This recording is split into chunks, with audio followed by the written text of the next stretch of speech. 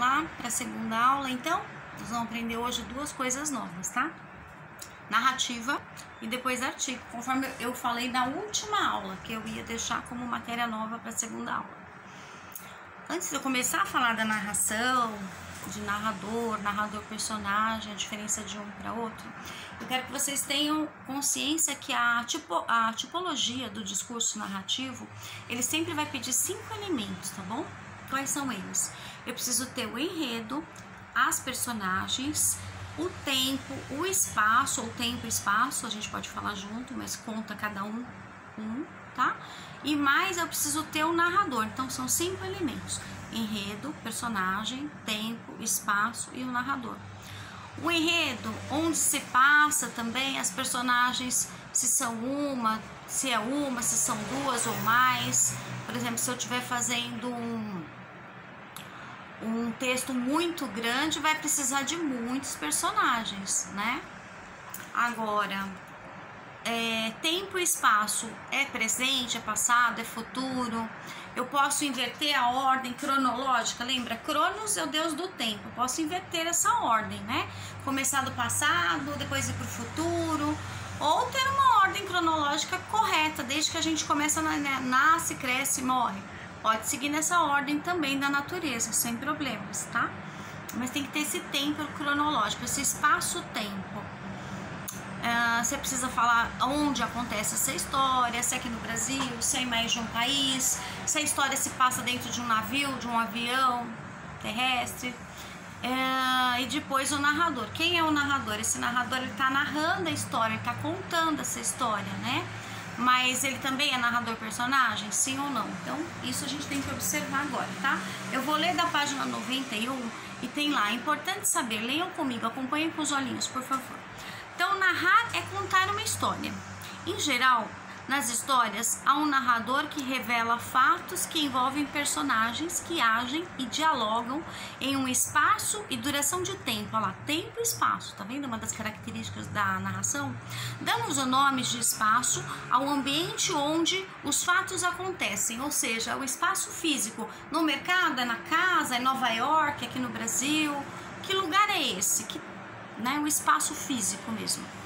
A história pode ser contada na ordem dos acontecimentos ou não, dependendo da escolha de quem narra, ou seja, conforme quem está narrando, contando a história ou criando essa história narrativa, pode estar inventando o tempo e espaço, né? A ordem desses acontecimentos, como que você vai querer essa ordem, conforme eu disse.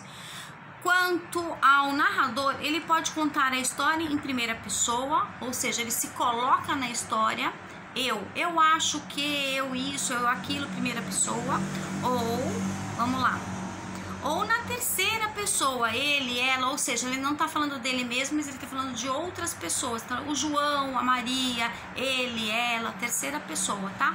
Quando a gente conjuga os pronomes do caso reto, eu, tu, ele ou ela, são primeira, segunda e terceira pessoa do singular. Depois, nós, vós, eles e elas, primeira, segunda e terceira pessoa do plural, lembram?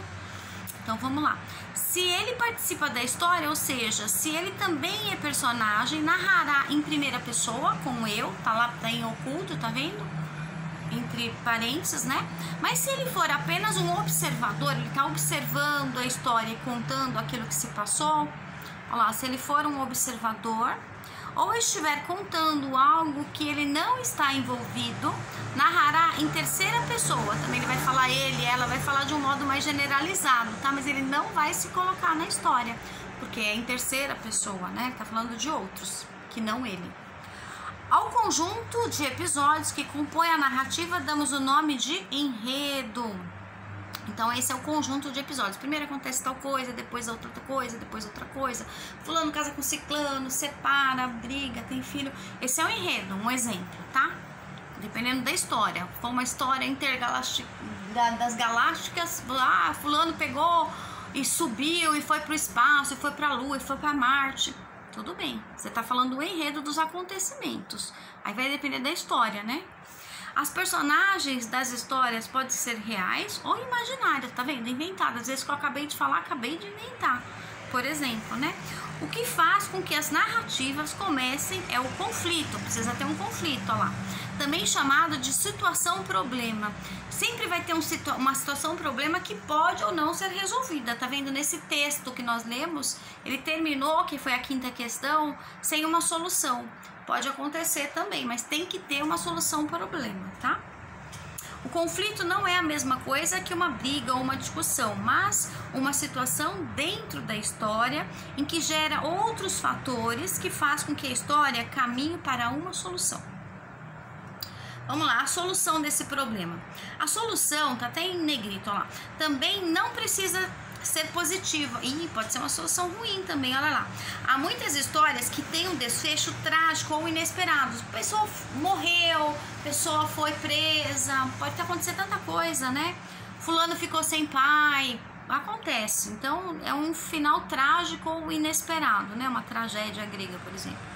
O desfecho é o final da história. Então, quando você termina a história, é o desfecho, tá? Você sinaliza já para o leitor, você pode até falar. E por fim, finalmente, e aí acaba no próximo parágrafo, ou bem próximo, já bem no finalzinho, tem que ser os últimos parágrafos, tá? E esse é já o desfecho da história. Esses são os elementos principais de uma narrativa. Tá? Então ele tá falando lá, narrador, tempo, espaço, personagem, enredo, tudo aquilo que eu falei no comecinho, tá bom? É o que tá em negrito aí. Esses são os elementos principais de uma narrativa. Eles aparecem em muitos contos, história em quadrinhos, textos teatrais, lendas, fábulas, mitos, entre outros. Experimente observar como esses elementos são presentes nesses diferentes gêneros de texto. Ou seja, um texto narrativo ele vai para qualquer tipo de texto, tá? De linguagem, uma crônica, uma fábula, uma reportagem jornalística, sempre vai ter uma narrativa, alguém que vai contar ou narrar esse fato, tá? Pode ser inventado ou pode ser real, como diz o próprio texto, tá? Agora, a última coisa que a gente tem que aprender hoje é artigo. Na realidade, a gente já viu, isso eu coloquei na lousa, que agora que o livro tá mostrando essa parte de novo, ele vai pedir um exercício para vocês fazerem. Então, o artigo, ele sempre se divide em dois, ele acompanha o substantivo, essa função do artigo. Se eu falar janela, por exemplo, é um substantivo. Qual o artigo? A janela. Portão. Portão não é um substantivo masculino, então o artigo que vai acompanhar esse substantivo também tem que ser masculino. Ó, o portão, a janela. E assim por diante, tá? Passarinho, substantivo masculino. O passarinho. O coelho. A raposa. E assim por diante. Se tiver no plural, o artigo acompanha também as raposas. Então aí o artigo eu ponho no plural, tá? O artigo ele sempre se divide em dois, definido e indefinido. O definido, a, o, e agora no plural, os e as. E indefinidos, ou seja, vai indefinir quem são essas pessoas, ou indefine realmente o substantivo, não é essa função dele estar acompanhando. Uma, uns, umas, tá? Então lembra, artigo sempre dois, definido e indefinido. E para essa próxima aula eu vou pedir para vocês fazerem o exercício da página 90 a 92, só tem 1 e 2 também para colocar um X e o outro responder só numa linha. Então muito fácil. E terminando, eu vou deixar para vocês fazerem nessa segunda aula aplicando o conhecimento da página 93. Tem um menininho se olhando no espelho, ele tá com uma cara de bravo.